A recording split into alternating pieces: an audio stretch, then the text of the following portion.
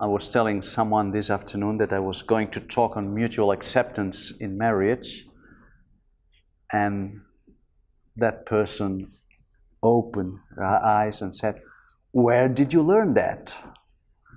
Where did you learn acceptance?" Is acceptance something to be learned? It is. I remember a man in Spain who made a kind of funny, but in a sense serious version of the hymn, "Trust and obey, there is no other way to be happy in Jesus than to trust and obey." Do you know that hymn? Yeah. And he said to his wife, "Trust and obey, there is no other way to be happy in marriage than to trust and obey me." This is exactly the opposite of what we are going to talk tonight. Marriage is not a matter of someone giving orders and another one obeying, but it's a matter of mutual acceptance. Mutual acceptance in marriage is a sign of emotional and spiritual maturity, and it is a requisite for a long-lasting relationship. Actually, there is a lot of acceptance in the Bible, especially in the New Testament. Christian life implies a lot of acceptance. For example, if you remember how the Epistle of Romans ends, Romans 14:15, the weak Christians and the strong Christians, and then there is a climax in Romans 15:7 when it says, "Accept one another. Accept one another as Christ accepted you." Later on, we will come to this verse. Acceptance is one of the pillars of marriage. In my own experience, I think there are basically three pillars, three columns in marriage: communication, intimacy, global intimacy. I'm not referring primarily to sexual intimacy, intimacy in general, including emotional intimacy, and acceptance. The lack of acceptance makes a marriage fragile. And the more acceptance grows, the stronger the marriage becomes. In other words, to close this introduction, a long-lasting, a healthy relationship greatly relies on mutual acceptance. First, we have to understand what acceptance is and what it is not. Some distorted views. What acceptance is not. Some people believe that acceptance means agreeing with or liking. You have to agree with the spouse or like certain things if that is acceptance. Acceptance is not agreeing with or liking. You can accept even when you disagree. I want to emphasize this point. There can be acceptance in disagreement. We are all very different from one another. Actually, mutual attraction is based on differences. You can see this very well in temperaments. Usually an extrovert person feels attracted towards the introvert person, and we could mention many other examples. The coming together of our genetic, biographical, and circumstances, factors, makes each individual a little universe that is very, very different from all the others. So first of all, we have to understand that acceptance is not agreeing with or liking. Secondly, acceptance is not blind eyes, or putting it in theological terms, cheap grace. Blind eyes or cheap grace. You cannot say okay when it is not okay. We cannot accept what is morally wrong. We'll see some examples later on. So when we say that acceptance is essential in marriage, this is not a plea for relativism. We are not talking about moral aspects or moral factors. Cheap grace that says okay when it's not okay has no place in marriage. Thirdly, acceptance does not mean understanding everything. I don't know how many of you are married and for how many years have you been married, but even if you have been married for 25, 30 years, there are some things in the behavior of your spouse that you do not understand. You simply don't understand. You just don't understand. And when you do not understand, what do? You accept. As we'll see in a minute, you do not try to change them. So acceptance does not mean understanding everything. There will be things in our marriage, in our spouse, that you will never understand from our perspective. Now then, we have seen what acceptance is not. What is acceptance then? Acceptance, and I quote Romans 15:7. I think it's important to give a biblical foundation to our argument. Acceptance is receiving one another, receiving each other.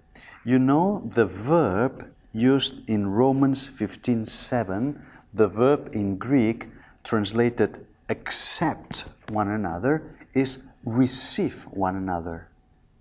Receive one another. I like that idea. I like that verb used in the original Greek. Accepting is receiving. Receiving means open arms. You don't need to know a lot of non-verbal communication. You don't need to be an expert psychologist to know that when a person makes like this, what message is that person giving us? He or she is closing, okay? When the person is embracing, he or she is opening, receiving. Acceptance is open arms. I receive you regardless our differences. I receive you with open arms even in the midst of our differences. Not even in spite of our differences, but through, together with our differences. Because our differences, as we will see, are a factor that enriches our marriage. We receive one another not in spite of our differences, but together with them. Acceptance celebrates the difference as a divine gift. This is another aspect of acceptance. Acceptance rejoices, celebrates the difference as a divine gift.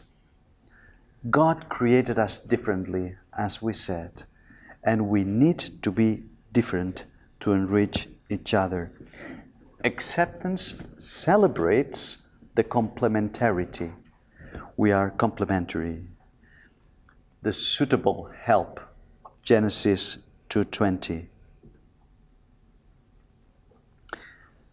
Acceptance means being ready to agree that we disagree.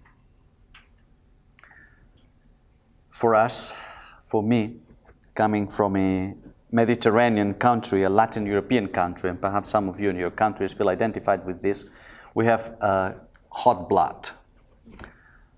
And temperamentally, we are prone to quarrel, to shout, and we find it very, very difficult to agree that we disagree. To agree in our disagreement. And that is a requisite for acceptance. Acceptance finally means renouncing to change your spouse into a copy of you, as we will see later on. There are some models that help. One is taken from a parable. It's fiction, but it's a powerful parable, and it comes from Jesus. So we will use this. The father of the prodigal son. What did the father of the prodigal son do? He received his son with open arms. He accepted him fully, but not approving, not with the approval of the wrong behavior. The father of the prodigal son didn't say, "It doesn't matter what you did." He didn't say that. He said, "Welcome, I receive you with open arms." And above all, the supreme model for us of acceptance, as Paul says in Romans 15:7, is Christ. Christ's acceptance as a supreme model. He receives us with open arms. The act of embracing is very powerful in marriage. Embraces are very necessary. Medicine has proved today that when you embrace, when you give a hug to your spouse, your brain delivers oxytocin. Oxytocin is a very powerful, positive, stimulating hormone. It's called the hormone of happiness. Do you want to decrease your adrenaline? Hug your spouse. Open arms. Less adrenaline, more oxytocin is the best remedy for many marriages. Less adrenaline, in the midst of such stress, more oxytocin. In the midst of stress, embrace, open arms, accept, hug your spouse. Because ultimately, following the model of Christ, acceptance is a matter of love and mercy. The father of the prodigal son was moved by love and mercy. A love that embraces the imperfect without agreeing with the sin. And a mercy that supports the weaker. Let's repeat that idea. Ultimately, acceptance is a matter of love and mercy. A love that embraces the imperfect and a mercy that supports the weaker. We're getting to the end of this short talk. There is a time to accept, but there is also a time to correct. We said that acceptance does not mean cheap grace, blind eyes. Acceptance is not a blank check. Acceptance does not exclude correcting. Changing is also loving. Jesus fully accepted and loved his disciples, didn't he? Yet he corrected them when it was needed. He corrected Peter. He corrected Thomas. He corrected several times. Marriage is school of learning. Marriage is not Disney World. Marriage is school of learning and therefore of changing. Marriage is a school of learning and changing. There is a place for mutual learning and modeling in the relationship. Growing together as disciples of Christ is one of the great privileges and joys of marriage. And we should remember that correcting has to do primarily not with likings, but with the moral factors we mentioned earlier. And correcting does not mean rejecting the person. I would like to close by mentioning that famous prayer called the Serenity Prayer, which is actually the acceptance prayer.